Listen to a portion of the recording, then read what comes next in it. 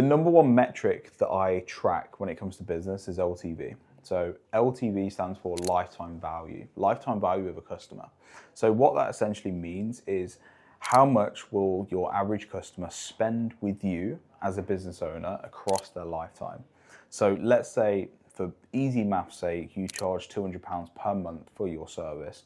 Your client lasts 3 months with you. That lifetime value then is £600. So really, really nice and simple to actually equate. So if you don't know your average lifetime value at the moment, I strongly recommend having a look at your Stripe account, having a look at your numbers, having a look at the clients that you've got right now and how much they've actually spent with you. If you use Stripe, for example, you can log in, click on your customer, and you can very, very clearly see how much they've spent with you through your Stripe throughout their actual lifetime. Okay, so you can see that very, very clearly.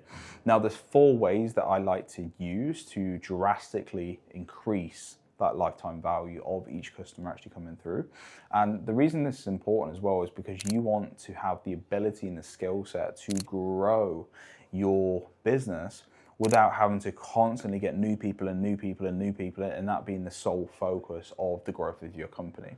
If you can grow from the inside at the exact same time as your acquisition channels, you will grow a lot faster and you'll scale a lot faster. So really, really vital that you're doing this. So way number 1 is increasing the retention rate. So the length in which your customer stays with you. The longer they stay with you, the larger the lifetime value, nice and simple. Now, there's 3 ways where you can actually increase your retention rate. So number 1 is actually paint a picture of the future. So you can future-proof your clients, okay?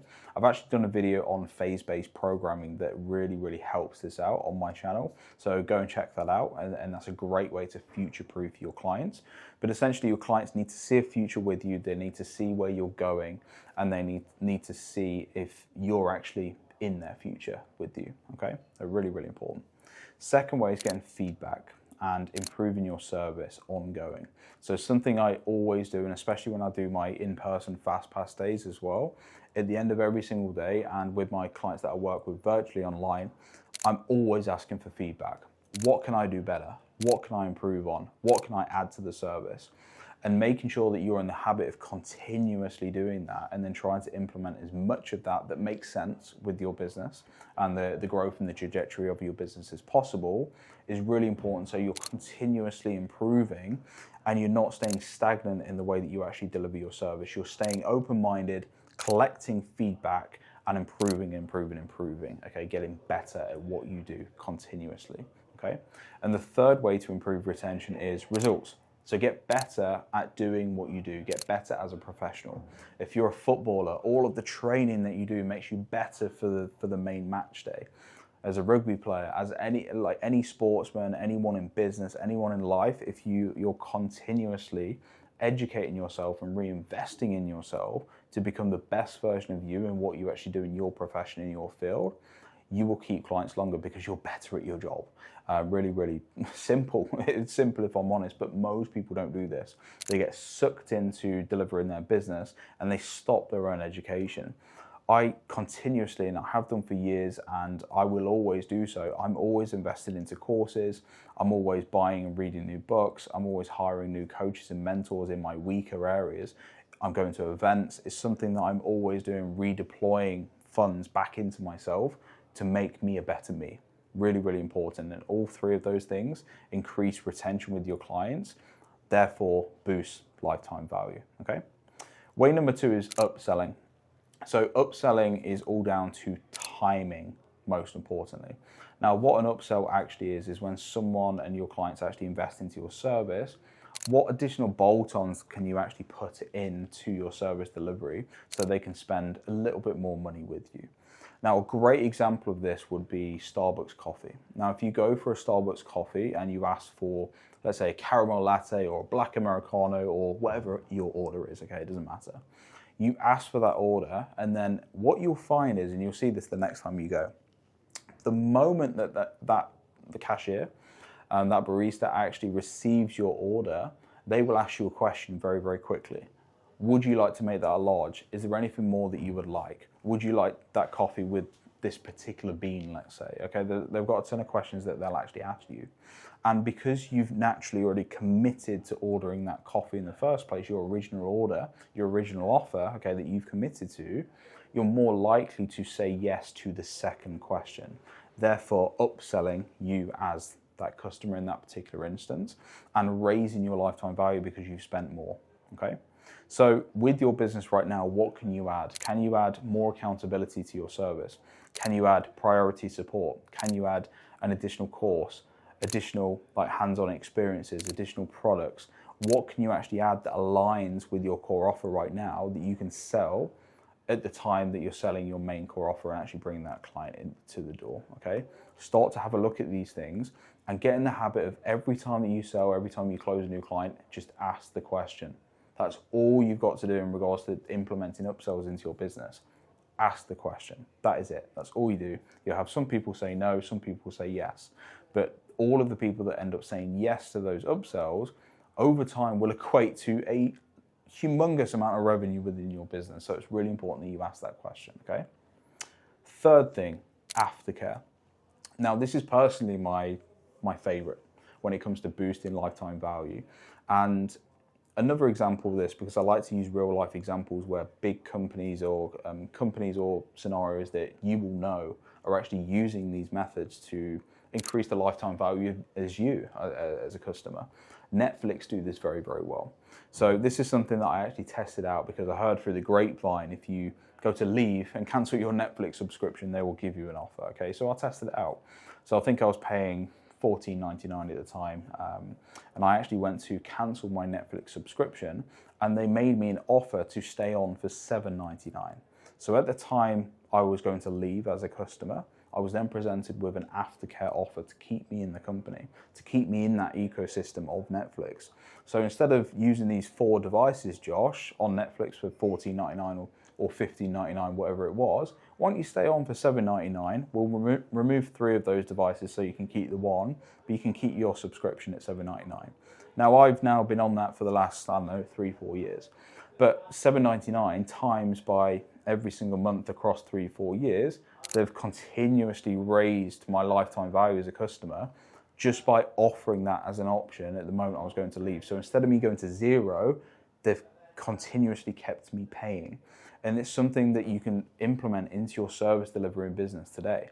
I've still got a lady from my fitness coaching company from back in the day who's still paying me £30 per month for WhatsApp support. Now, this was probably 7-8 years ago now. So £30 a month times 7 or 8 years, whatever that figure is, that's a continuous payment that's come through that has raised lifetime value as a customer, as that customer, okay? Now, when it comes to someone actually leaving, a common question that I get asked is, I don't want to devalue myself. I don't want to just drop my prices for the sake of it. That's not what you're doing with aftercare. You're finding out what you can do to keep that client on and keep them in your ecosystem. So if you offer consultancy calls on a weekly basis, you might be able to lower your prices and offer them every 2 weeks or once a month instead of every single week, okay? If you have priority support where someone can pick up the phone and call you, you can remove that and maybe do WhatsApp support instead. If you're doing in-person coaching, okay, you might be able to lower your rates and do virtual coaching because it's not as valuable. There's always a way that you can offer, there's always something that you can offer your current service, your core offer, without distracting your core offer and your mission behind the business to keep clients in your ecosystem. And the reason this is my favorite method is because clients typically come back to your core offer after a period of time. So if you've offered them an aftercare package on an ongoing, let's say monthly recurring basis, the moment they want an improved or sped up or fast past result, they know what your core offer is like and they're already working with you right now.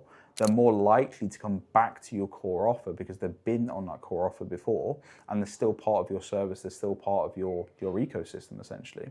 If someone has completely left your company and left your ecosystem, it's a lot harder for them to actually be resold back into the company. A lot easier for them to upsell back to your normal package, okay? So aftercare, if you're not doing this right now, A lot of this is down to ego, if I'm being completely honest. A lot of people, when they have clients that want to leave, they just let them go, or they want to leave by. Fight for your clients. Don't be afraid to do that. It's not a bad thing to fight for your clients and do what you can to keep your clients on and keep your clients in your company and keep helping and serving your clients. Like, do what you can to do that, but don't devalue yourself in the process of actually doing that, okay? Now, way number 4, so we've had retention, we've had upselling, we've had aftercare. The fourth way that massively increases lifetime value is actually selling upfront for your packages. Get in the habit of always offering an annual option to all of your services. So let's say this is my 3-month package, my 90-day offer as an example.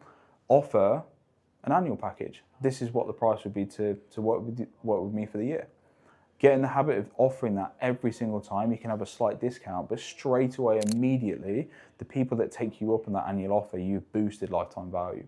Because if you've got a lifetime value of, let's say, 6 or 7 months, you start offering a 12-month package, you've just gone from whatever that price point is at 6 or 7 months to 12 months worth of revenue come in immediately at the time of sale. So if you can start implementing that and just offering, again, similar to upselling, you're just asking the question. Like, if you want to invest for the year up front for my service, it's this. I'll knock 20% off for you if you invest in the year up front. Just ask the question. It's as simple as that. So with upselling and with charging up front for the entire year, that annual offer, you're just asking that question at the time of the close, okay? So boosting lifetime value is an incredible focal point that you should have within your business, and something that I focus on very heavily, and you should as well if you offer a service online. Instead of just focusing on new clients coming in, focus on how you can actually grow from the inside. Retention, boost that. Always offer upsells, always offer aftercare, always offer investment upfront for an annual basis, okay? You start doing these 4 things within your business, you'll see tremendous growth in regards to your company moving forward.